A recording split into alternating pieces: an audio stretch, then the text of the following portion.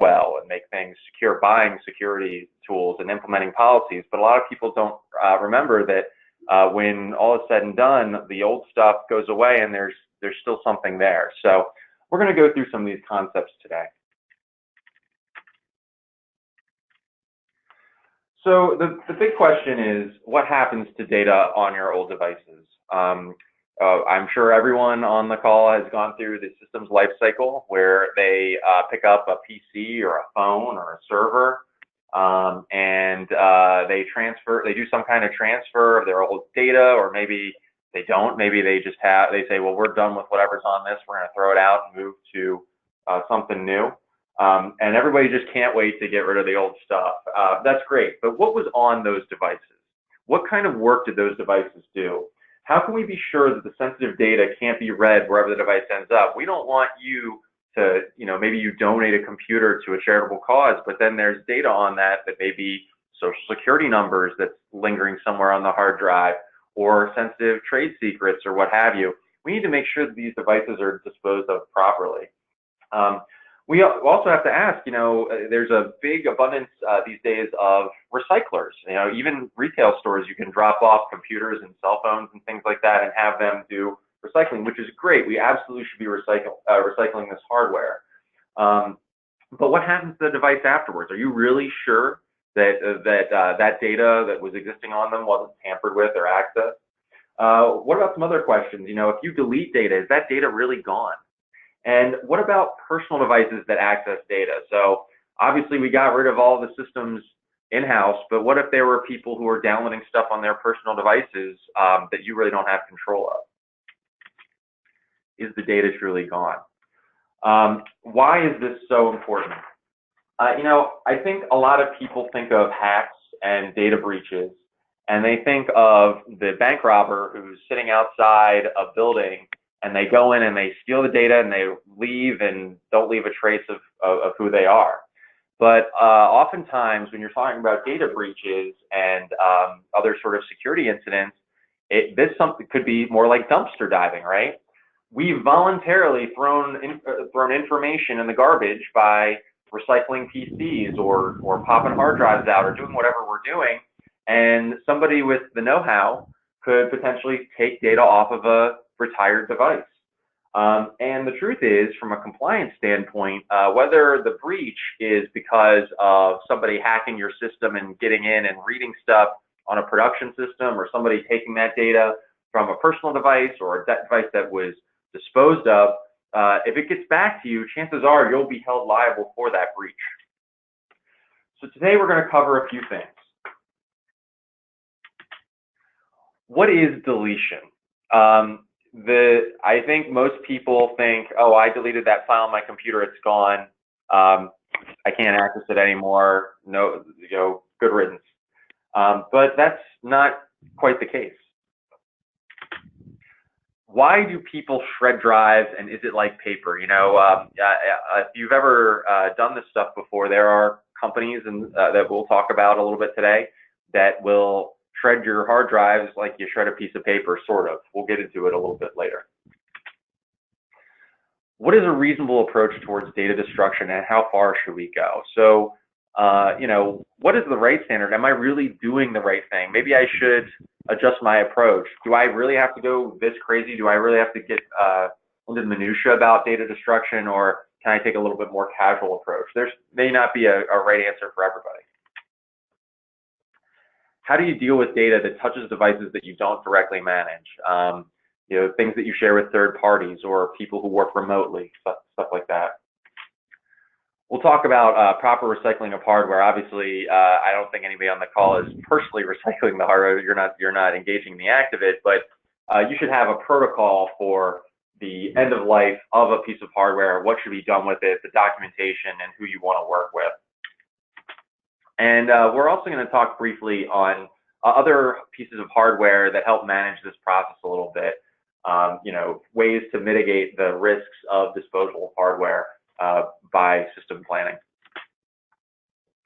So deletion. It can be lots of things. We're in Windows, but I mean, obviously, Macs and other devices have this too. You often see the so-called recycle bin. So you right-click and delete a file and it ends up in the recycle bin. This isn't really, it's not deleting anything. That data can be retrieved. All you have to do is drag it out of the recycle bin or just open it up or something like that, and that data is there.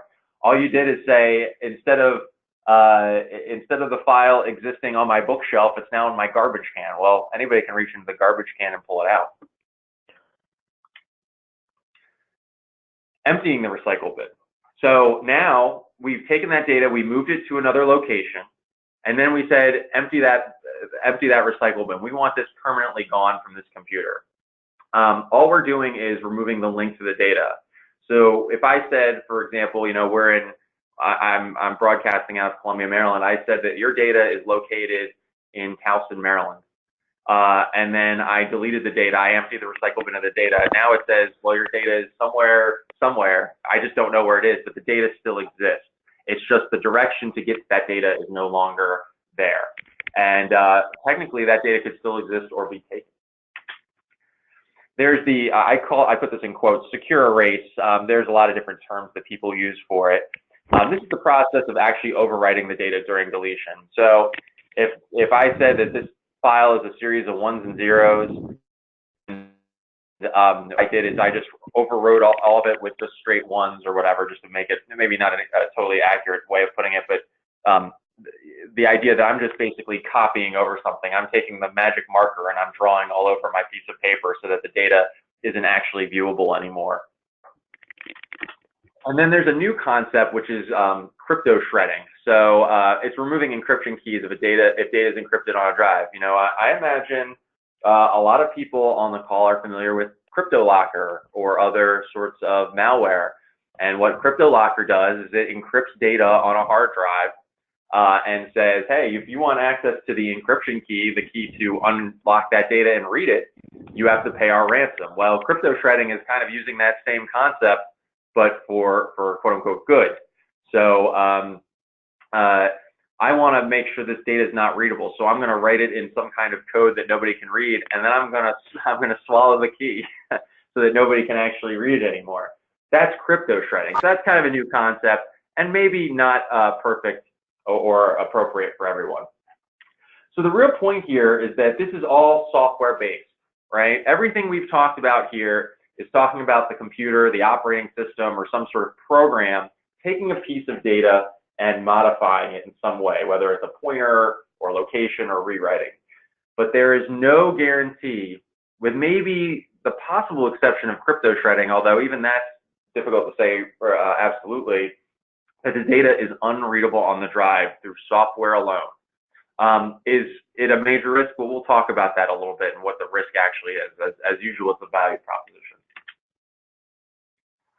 So I'm going to pivot a little bit to shredding, because now we're getting into the idea of using a hardware solution or a fixed solution to achieve something that software cannot easily achieve. Drive shredding, obviously, is far more detailed than paper shredding. Imagine, why is this? Well, first, nothing can be read in a proper shredding solution. If I take a physical piece of media and I completely demolish it, then I can't pull the data off of that thing. It's just dust at this point. The platters, so a platter is the little spinning disc. If you think about like a record player or a CD player, it's the actual media. With good shredding, these platters are turned into particles, so they can't be put back together. You know, paper shredding, believe it or not, is not all that secure when you think about it. There are applications out there that if you scan in shredded pieces of paper, like vertical shredding, you can put these things back together quite easily. Computers are pretty smart when it comes to this stuff. But if I pulverize something and I turn it into dust, you just can't read it. And if you really want to make data unreadable, it's really essential that you go through shredding of drives. But that may or may not be necessary. We'll get into that a little bit. As I said, if you really want to make the data unreadable, it is essential to do this step. And what you would do, yes. Sorry, don't want to interrupt you, but some people are having trouble hearing the audio. I just kind of wanted to stop you just so you didn't get, Sure. One moment, just so please. that Let you me didn't just get check. too far down the.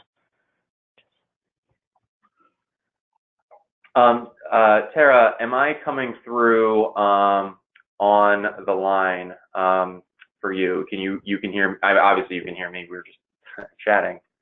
Yeah, I can hear you, but I think there's a couple people out there who are struggling.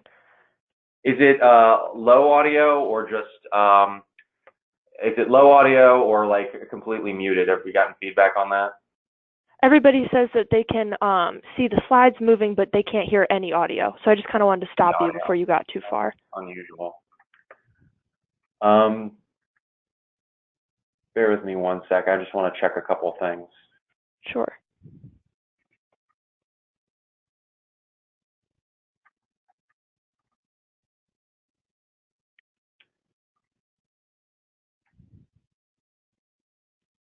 One sec. I'm going to try something on my phone real quick just to see something.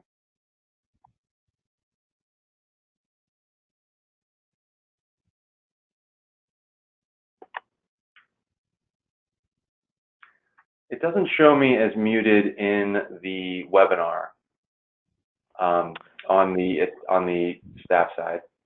I'm going to put you on hold 1 second. I just want to check something real quick. One moment. Sounds good.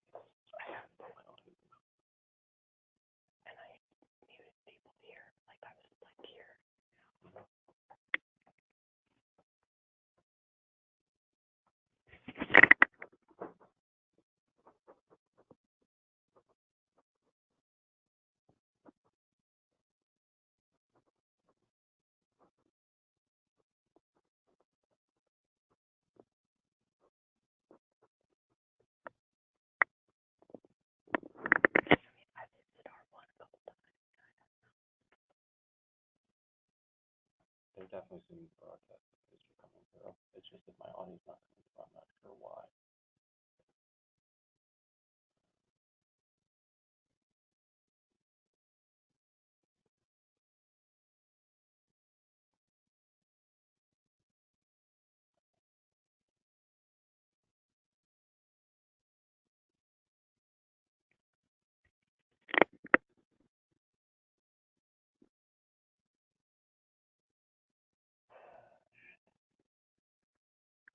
I'm not sure why it's not working. Grab that. We don't have audio, but it says I can't be muted. It should be coming through. I don't understand. I don't get it either. I tried it to come in.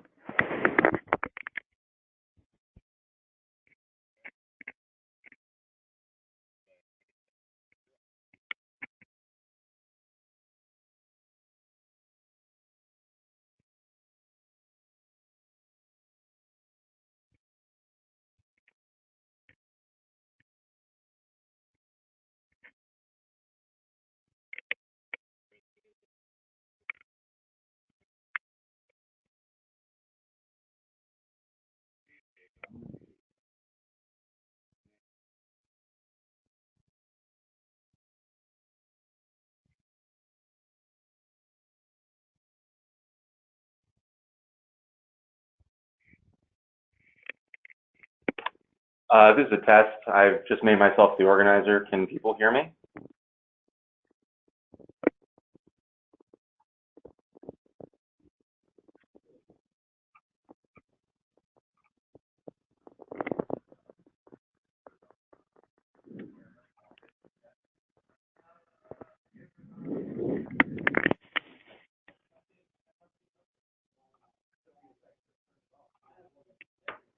Test. Can people hear me?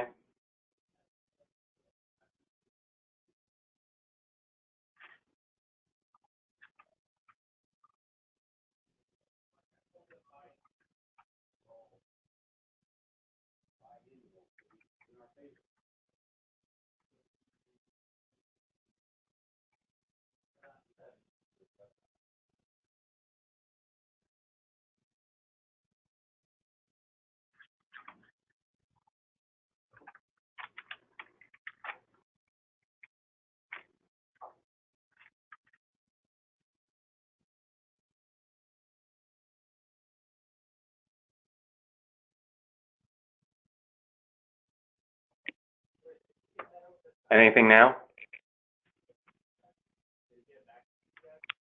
I can hear you. Haven't heard Okay. otherwise, though. All right.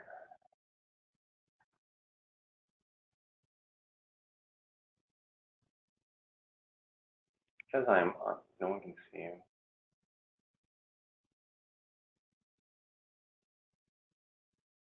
Yeah, the note that I got said that the clients were dialing the audio number that I sent them, but just couldn't hear anything after that.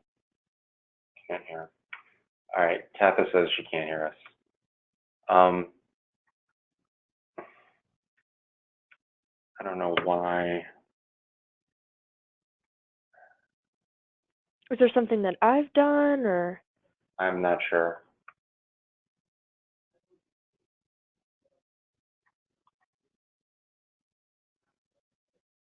The only thing I have at the top that says attendees still on hold, press *1 to start the broadcast for all attendees. I've hit *1 like 5 times.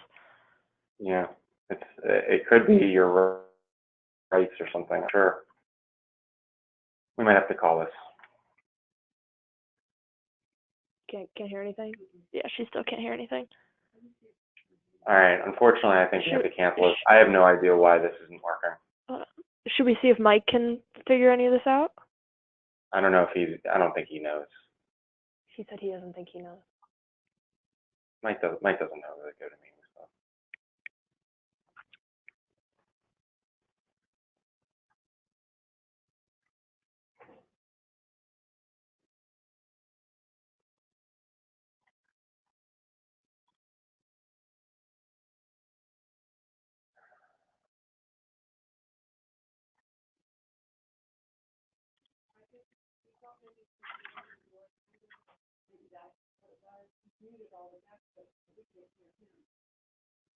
Hi.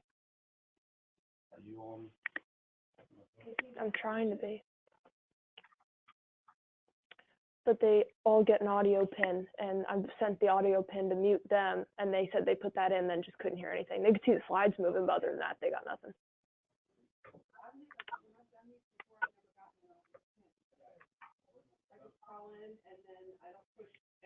Really? And on my instructions, it just says right-click to send audio pin to mute/unmute attendees. You know what I mean? All right. I don't know what to do. Mm-hmm. But I think Sure. you've done it right.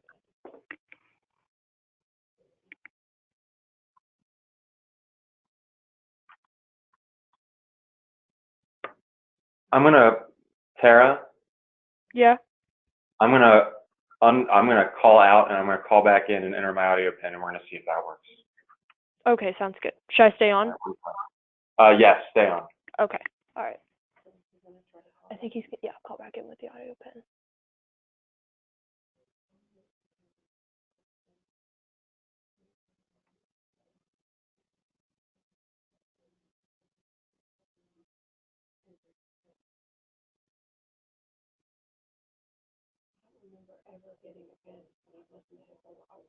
Really? Yeah. I'm wondering if the pin. I went in originally with no pin. Mm-hmm. And could you hear? Couldn't hear it all either. See, I think he can hear me and I can hear him, so we're like, oh, we're set. You know what I mean? Right, exactly. Because Yeah. I jumped on and I'm like, okay, it's gotta be me. The broadcast is now starting. All attendees are in listen-only mode. Okay, Yeah. I think we may be working now. I apologize to everyone. We were having audio difficulties. I dialed back in, and I think it's working now. Can we, if I could get some feedback in the chat as to whether my audio is coming through now, I'd appreciate it. Thank you. All right, great. One of my colleagues told me I'm coming through now. I apologize. I'm not sure exactly why that happened, but I literally just dialed out and dialed back in, and now I'm coming through. So I'm going to restart, and we'll get through the intro stuff real quick. Again, today I wanted to talk a little bit about responsible removal of old systems. The system life cycle is really focused oftentimes on improving hardware and getting things better. But what we forget about oftentimes is the responsibility we have to our old hardware and getting rid of that data in a responsible way. And so we're going to go through a little bit of this today. And I'm going to quickly go through the intro slide, since I think most of us understand the premise pretty well. So what happens to old devices when you get rid of them? People send them to recyclers, they donate them to charity, they maybe just bring them to Best Buy or something like that. But what actually happens with the data on them? Do we really know? And what is our responsibility to that? Is the data truly gone? And why is this so important? Really, when people think about hacks and other sort of security incidents and data breaches, they think about things like people brute forcing into their system and stealing client data. They think about crypto locker and stuff like that.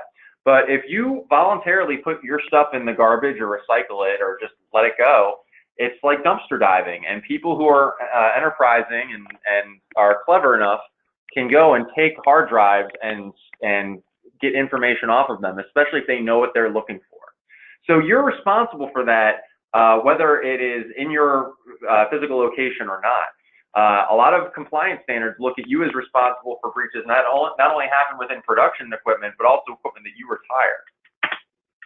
So today we're going to cover what deletion is, why people shred drives and how it's maybe a little different from paper, what's a reasonable approach towards data destruction and how far we need to go, how to deal with data that touches devices you don't directly manage, and proper recycling of hardware and advantages of certain hardware to manage this.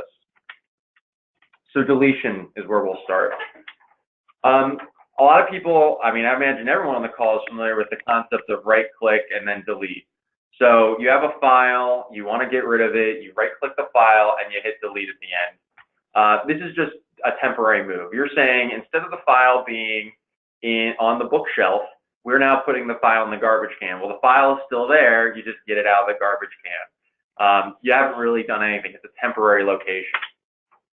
Emptying the recycle bin just removes the link to that location. It basically says you don't know where the garbage can is anymore. You don't know where in the garbage can your garbage is. But the data is still there. It hasn't actually been manipulated.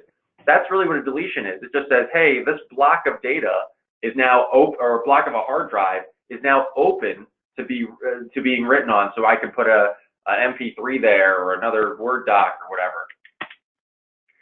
Secure erase is the idea where you actually take a drive and you overwrite everything on that drive in order for it to be deleted, so that the data is unreadable because we've changed the core data on this.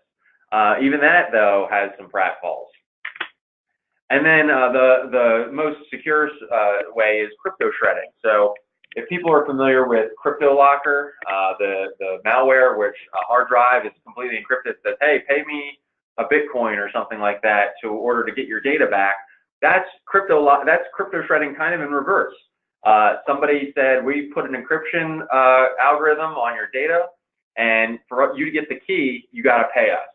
Well, you're basically voluntarily crypto lockering your stuff. You're saying, we've just encrypted this data in a language that nobody can read, and we just swallowed the key.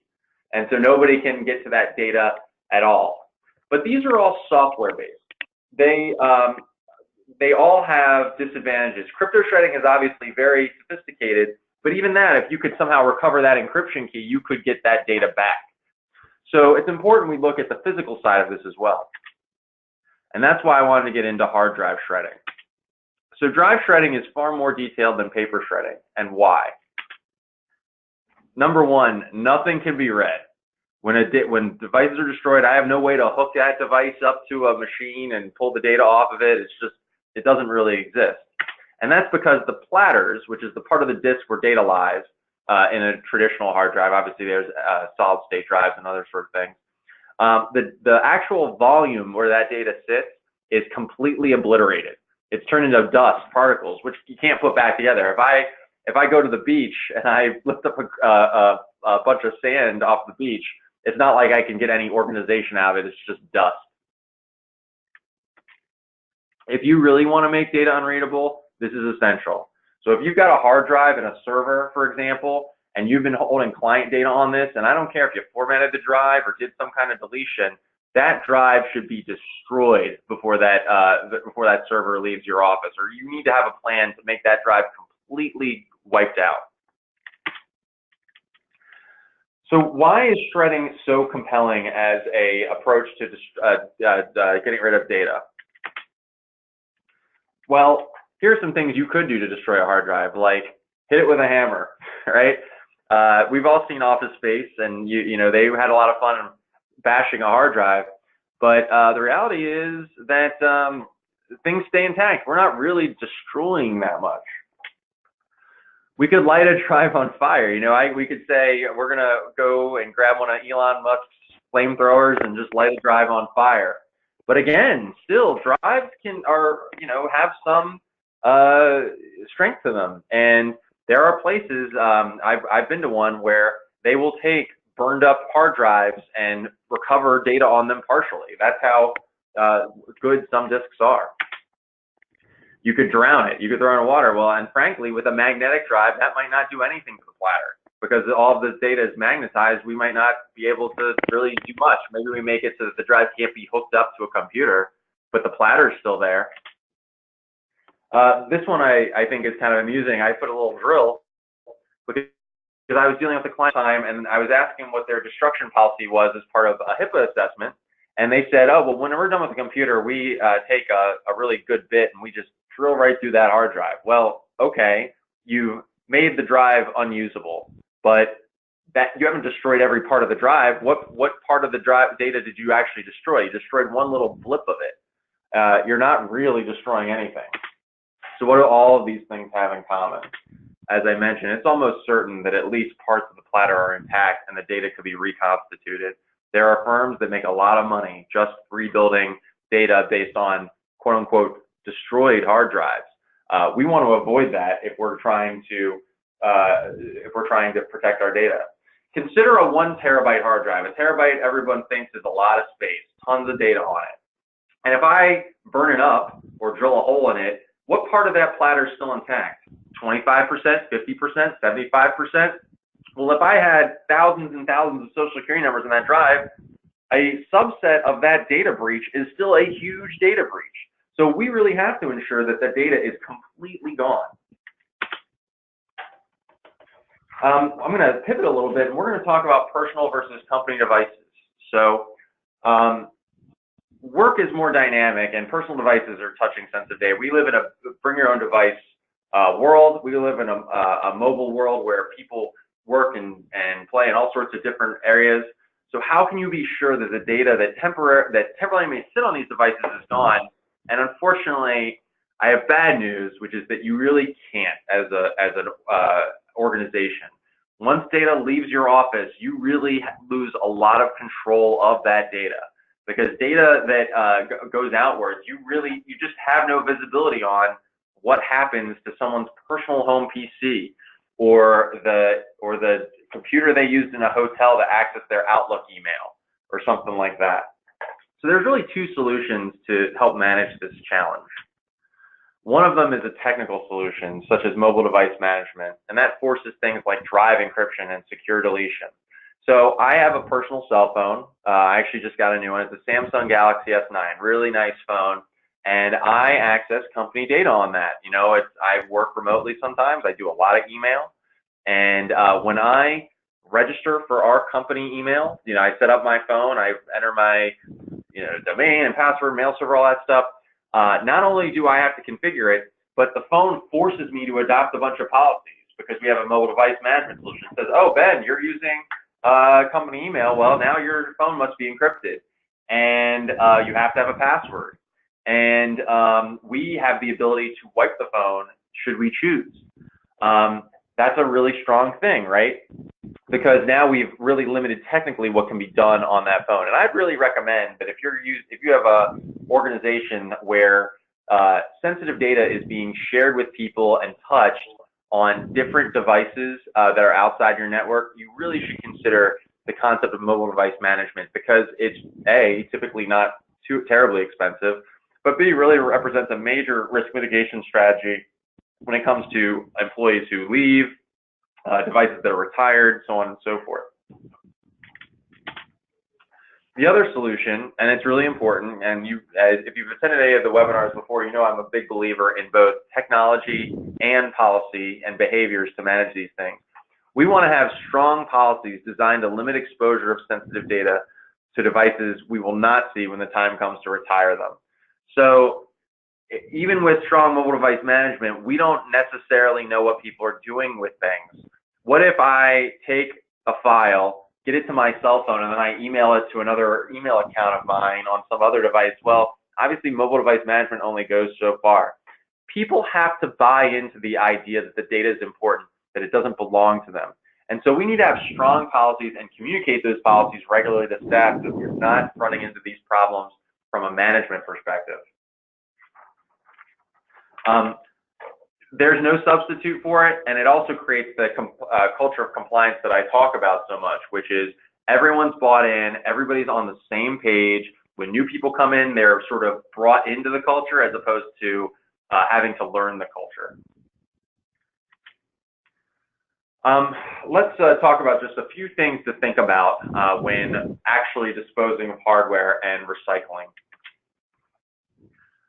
What's the company you're working with, and are they certified in any way? There are a lot of companies out there that'll say, oh, you know what, we're a hardware recycler. We'll come to your office, we'll pick up all the PCs, we'll throw them in the back of the truck, and you don't got to worry about it. We'll do it for free. We'll do it for free. You know, all you have to do is set them up for us. Isn't that great?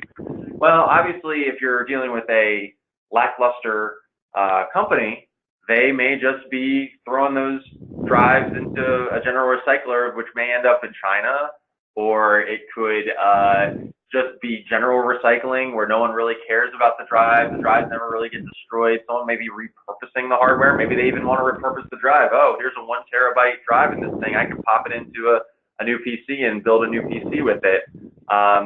You know, is there any certification? What happens? You have to do your research on the companies that you're working with. What do they actually do to destroy drives? They should be very transparent about this. Do they bring them back to their office, or do they do it in the parking lot or in your organization, in your business? Do they come in with an actual drive that destroys it so you actually see and feel this happening? That's an important question to ask. What are they charging you? You know, things in life aren't free. How do these companies make their money? If they're making their money by being lackadaisical with the data on your drives, then that's not such a great thing for you. This is probably the time where spending a little bit of money is a good idea. Where do they destroy the drives? I mentioned, you know, sometimes they'll do it off-site and sometimes they'll do it on-site. Obviously doing it on-site in an area where you see it happening is obviously very reassuring.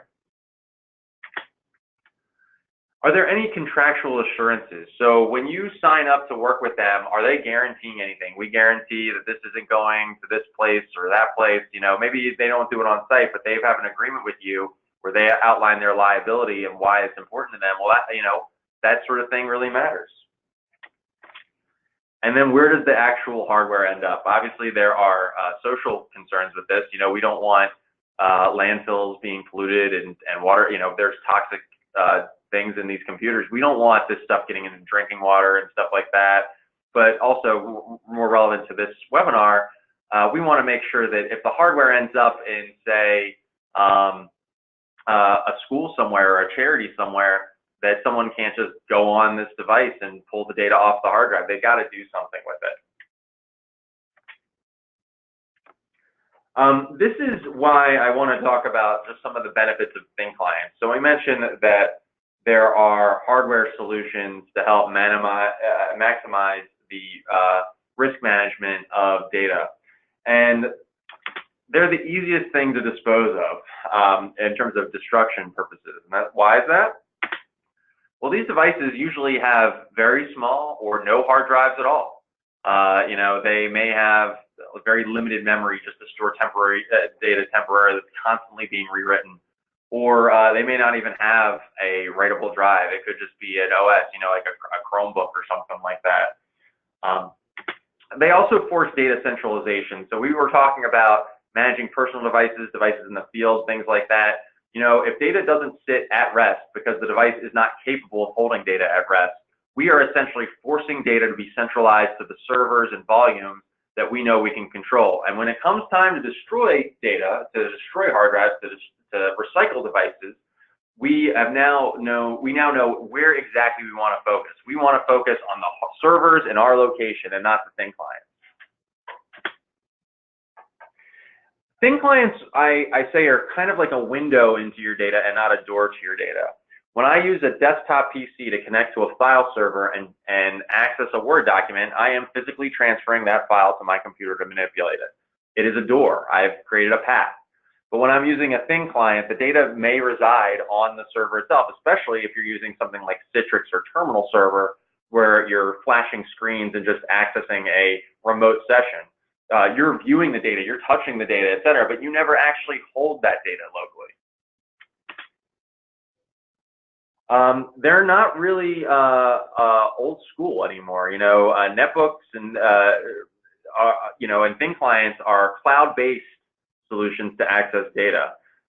So they've come a long ways, and they're not exactly the way they used to be with the big green screens and stuff like that. And they're often very low cost to purchase. Now, granted, it's really important to say these are not viable and have limitations, but I think they're worth mentioning in a discussion about data destruction. If you're doing work with basic computing tasks where everything is server-side in terms of the application, and of course I would obviously recommend that if you're considering something like this to work with an expert to determine what kind of solution is right for you. But if you are in this kind of scenario, thin clients can be very, very appealing for a number of reasons, not just because of data destruction. It's important to make it a consideration, make it a potential option. And as I said, always best to consult with your IT experts on how it might fit or may not fit. Some environments really require for some of the work they're doing to have full desktops. If you're doing anything graphical or high processing or specific applications, they just won't work in a thin client environment. And just to be blunt, I don't use thin clients myself. I can't think of any that I use in my business, in the business I work in. But that's not to say that people in my office couldn't potentially use thin clients. Let's talk about a few other tips. Segment sensitive data, excuse me. Sensitive data really belongs in its own bucket. And this gets to, I think I've done another webinar about classifying data, giving data values and things like that. When we're talking about things like what kind of destruction is enough, how far we have to go, et cetera, data segmentation and classification and valuing is really important. If I know that all of my computers in my network are only accessing data that's really not of a risk from a compliance or breach standpoint, then all this stuff I'm talking about destroying hard drives and crypto shredding and really sophisticated things may not be all that relevant. It may be okay to just drop it off at a Best Buy where they'll do a recycling program for it. If you have a personal cell phone and all you do is take pics of the family vacation, well, yeah, maybe you don't want those pictures to get out there, but I don't think anyone's gonna make a federal case if somebody pulls pictures off of a cell phone, right? So we have to consider that stuff. And segmentation is a really important part of this. The sensitive data, the data that you care about, the compliance-related data, really needs to be in its own little bucket. Access to sensitive data should always be based on need and not on want.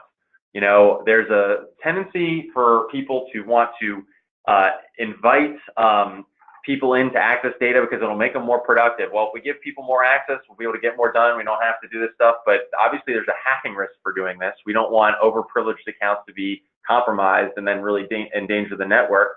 More to the point, some people just don't need access to specific data. I am the senior IT risk advisor at DP Solutions. I do not need our company's HR information. That is not my role. It's not my job. I shouldn't have it. It's not appropriate. And if I had access to it just because it was easy for us to set it up that way, well, what kind of privacy violations are we potentially committing? And from a broader perspective, what kind of data breach risks are we opening up? If it's viable, you can utilize cloud services and secure data centers. GDPR, relatively new, the European Union data privacy rules, have the right to forget and other regulations that are important for big data centers. And you're basically outsourcing the responsibility by doing this. You don't have to worry about what a data center that is certified and makes guarantees about your data does when they retire a server. That's their business. You have a contract with them, and they're obligated to do things in a responsible way. And from your compliance perspective, you've done your due diligence. This is obviously moving to the cloud in either full cloud or hybrid cloud solutions is very much a trend, and I expect that to continue. But there are definitely compliance advantages in certain environments to doing this.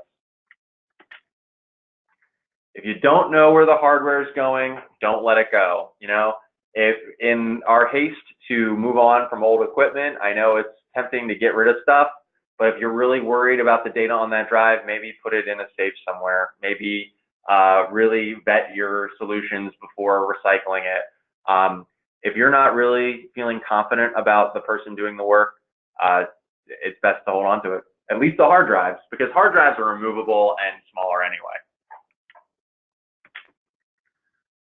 I also say, you know, we're making a whole case about why it's important to do this responsibly, but it's also important to not panic. We want to take a broad view here, right? If you're exercising proper risk management in other areas besides data destruction, training your people, using proper security tools, doing vulnerability testing, using approved products, not going to end-of-life software, patching things up, you know, all the things that we talk about that are important, and you're backing up your data and you're taking a reasonable approach to recycling, I think you can sleep pretty well at night. Don't overthink it too much. If you're doing the other things that I'm talking about, the segmentation, identifying where the data goes and having reasonable control, then you can be reasonably assured that when it's time to destroy the hardware, that you're doing it in a fair way.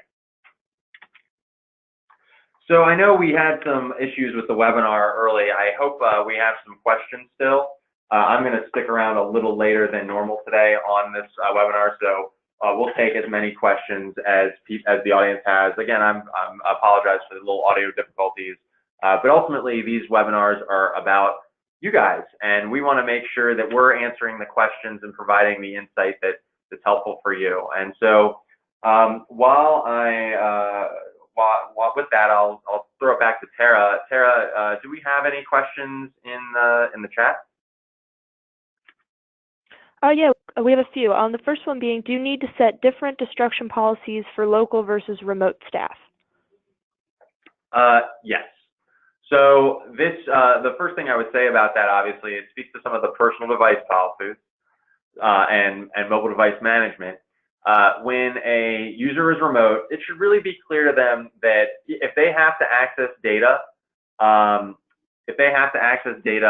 on a device remotely, that really should be a temporary thing, that they shouldn't be doing this all the time, that this is a privilege, and that they should limit what kind of data goes to that device. Obviously, in an environment like a local office where the PC stays in place and is a fixture, you still want to encrypt the hard drive and do some of the important things, but we're not as worried about what happens with that device afterwards, because we're going to be recycling it. We're going to be destroying it because we have control over that device. Another thing I would say about that is, if you're concerned about your personal situation, you know, we have remote employees, this is a good time to work with DPS or your technology experts, and what you can do is we can kind of go through your workflow and how that might need to impact your policies. So because you use these technology tools, these are the things I would advise to your remote staff. I hope that answers the question. And again, with everything here, you can email or contact us for more information. Tara, what other questions do we have? Another one that was asked is, can you cover the best way to prepare the hard drive when you want to donate a computer with the operating system intact? With the operating system intact. That's a difficult one. So the first thing I would say is, A, what was on the computer in the first place, right? It speaks to kind of the idea of data management. So let's say, for the sake of argument, we're pretty sure that this computer was fairly casually used. A simple, refresh to the base settings of a device and formatting a hard drive, clearing all the data off, is usually enough, right? there's kind of a conflict between keeping the operating system intact and destroying the data, though. Because if I have a drive, and one of the things I was mentioning earlier is that these software-based solutions, I'm not 100% sure that the data is off of them. I can't really keep the operating system intact and destroy the drive. And it doesn't make sense to destroy a hard drive, pop a new drive into an old computer, install Windows on it or whatever operating system is, and then donate to charity. In those situations, it's usually best to say, well, unfortunately, we can't provide, this device was used for sensitive reasons. We just can't give you the hard drive. Perhaps they can source their own drives and load Windows on it. I mean, once it gets to their end, maybe they can do something with it. You just got to be careful. If the data on the drive is important, the drive really needs to be destroyed. And I think I don't think there is a way to keep the OS intact while still destroying the data completely. All right, we have another question. Another one is, am I responsible for personal information an employee saves on a company-owned device? The answer is it depends. Depends on the nature of the data. I think PCI, for example, the payment card industry, even if it wasn't a card number that you're using for a payment solution, maybe somebody stored their personal card number on a device or was putting it in a spreadsheet for whatever reason, so they didn't have to remember when they were doing an Amazon purchase or whatever. PCI may not care about it if it led to fraud. You'd have to ask a PCI auditor for sure. I would say though that your focus has to be, as a business or an organization, your focus has to be on illustrating to staff what the sensitive data is that you care about and where it's supposed to be located on the system and how you can store it, manipulate it, access it remotely, so on and so forth. And then also define what is allowed from a personal use perspective. What is in your acceptable use policy? You are not allowed to store your tax returns on a company computer is a good type of rule to think about, right? It's not that we as a business particularly care about our employees' tax returns. I mean, I guess we should, but like it's not directly liable to the business necessarily, but it's just not a good idea. And so I'm not big into forcing too much control on personal use on computers, but when it comes to the data sitting on those devices, we really don't want to have sensitive data that could be mixed in or confused by anyone in a compliance perspective on that stuff. All right. Another one that we have is, where can I outsource my data destruction or recycling? There are a number of good companies out there. I would recommend you get in touch with us. Probably depends on what kind of stuff you have, how much you have to destroy, where you're at. Obviously you taking one or two computers and getting drives destroyed is a much different task than say I have 100 PCs I'll have to get destroyed. I mean, there's logistical concerns there. There are a number of good companies out there. Your geography obviously makes a difference there as well. My advice would be to contact either myself or an account manager here at DPS, and we can work with you on finding a good company. We work with that stuff all the time, and we can work it out. We don't do it ourselves. Obviously, it's not our core business, but we recognize that as a managed IT services provider, we need to be able to give that kind of insight to our clients. Okay, and one that was asked is, am I liable for personal information stolen once I give my old storage media to a company for destruction? So I'm trying to make sure I understand the question. So I have personal data on a computer. I have the hard drive. I say to the recycling company that I hired, here's the drives, please destroy the data. Am I liable if that company messes up? I'm not an attorney, so I couldn't tell you the validity of a contract in this situation exactly. But I would imagine that if you have a good contract with a certified company and you exercise your due diligence, because my organization determined through proper research that we thought was a legitimate company. They had guarantees in their agreement. We gave them the data, the physical data, in a way that was responsible, where it couldn't be exposed. and then some guy who worked for that company, for example, decided, forget it, I'm just going to take the drive and do whatever I want with it. You had no way of controlling that. Someone else committed a crime. Someone else committed fraud. That's when you're not liable.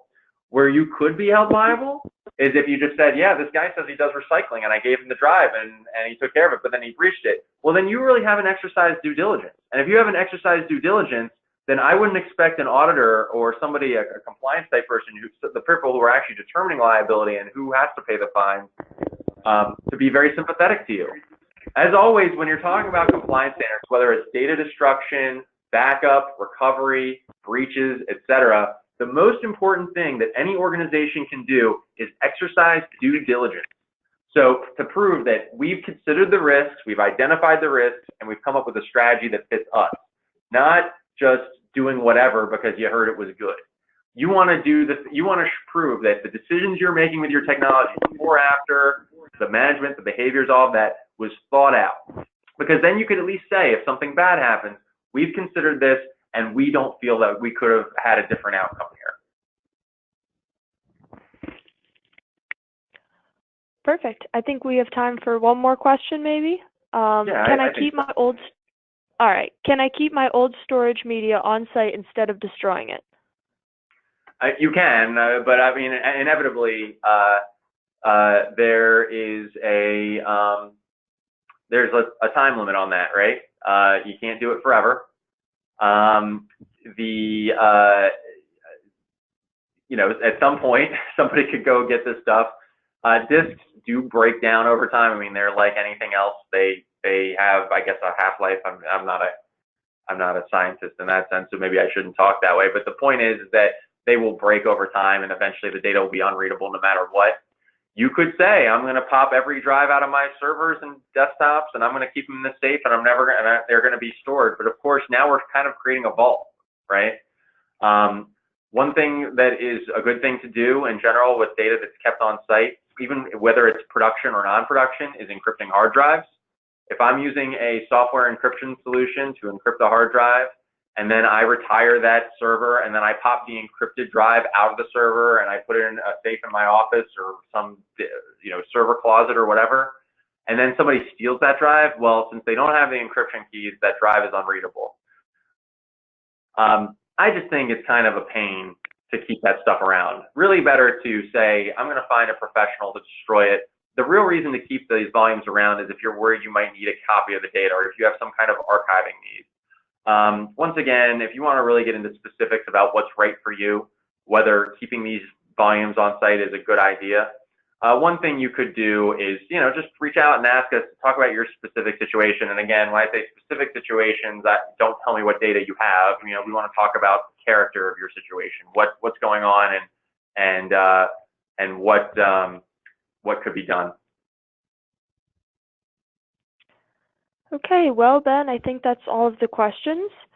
Thank you to everyone for attending today. If you have any further questions, please feel free to reach out directly to your DP Solutions representative. This concludes today's presentation. Thank you and have a great day. Thanks, everybody.